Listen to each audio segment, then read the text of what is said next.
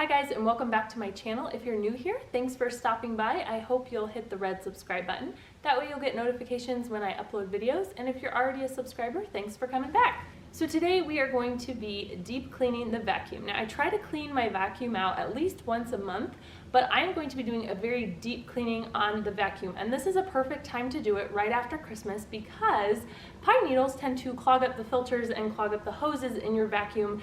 And obviously your vacuum won't work as well, if at all, if that happens. So what we're going to do today is we are going to take apart the vacuum. Now obviously your vacuum is different than my vacuum, but you can use some of these same techniques, I guess you could call it, to clean your vacuum. So first of all, one of the biggest things with the pine needles getting stuck in the hose, as you can see, there's some curves here. Now what you'll want to do is you'll want to take out your hose here and you'll just kind of give it a little jiggle, and that way any pine needles that are stuck inside of there, clogged in there, can help work its way through. You can also do this with the vacuum running, and that will help better with the suction, making sure you get all that out. Now, the biggest area for me that I have found with vacuum clogs, and my vacuum is making a huge mess here. I'm gonna have to vacuum it up when we're done. And that is this area right in here. I hope you can see that. Now, one year after Christmas, when I vacuumed up all these pine needles, a bunch of dust, hair, and pine needles got all clogged up in here 100%, and the vacuum would not work at all. I mean, it turned on, but it wouldn't suck up anything because it had this huge clog.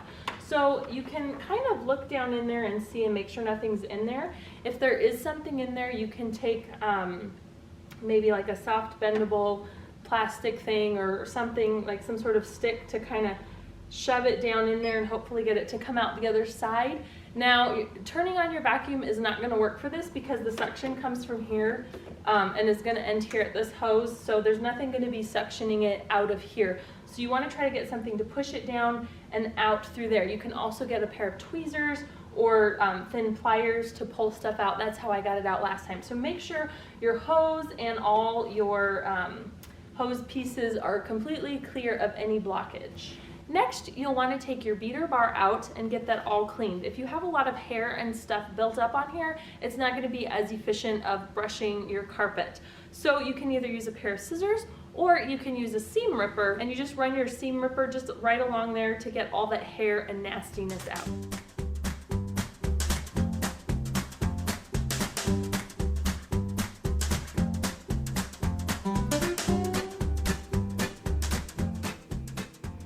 I'm going to take apart my whole entire filter here, and it is pretty full, so I'm going to go dump that. Look at this.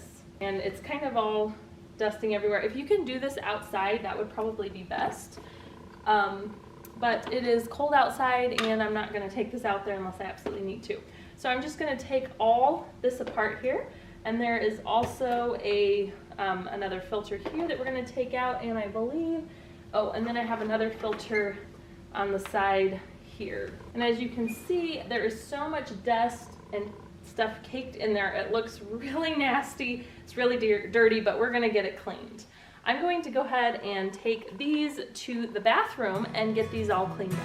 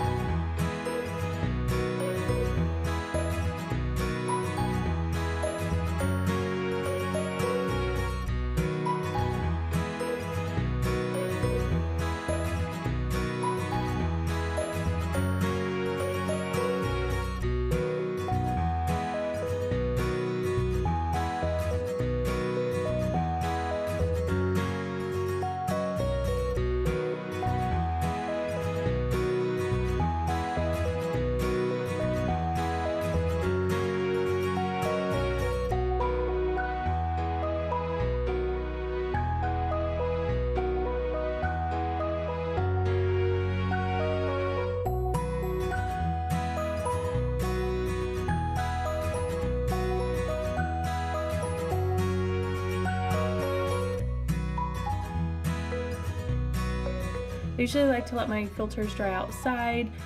Usually just takes a few hours for them to get completely dry, but since it's cold out, I just have them here in the bathroom sitting on the towel, and I'm going to let them dry overnight.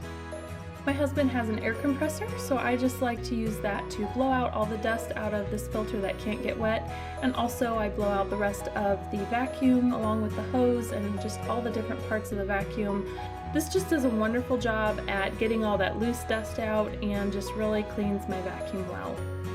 If you don't have an air compressor, you can definitely use a damp rag just to wipe it down, or you can take it outside, and if you turn the vacuum on without the filters and everything, it will get some of the dust out, but I recommend using a damp rag if you can't do that. After I'm done with it outside, I like to just go through with a little damp rag and just kind of dust everything off in here. And then I like to go through the whole outside of the vacuum and just get all the dust off, because it tends to get dusty each time you use it, so I just like to do that to cut down on the dust.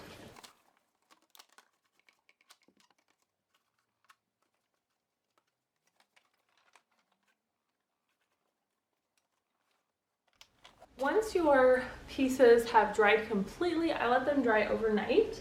You can go ahead and assemble your vacuum back together.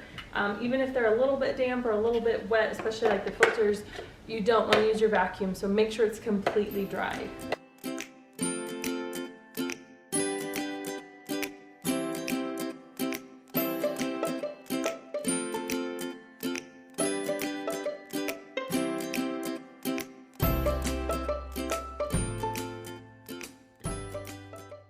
That's it for this video, guys. I hope that you found it helpful and you learned something. I hope it motivates you to go deep clean your vacuum.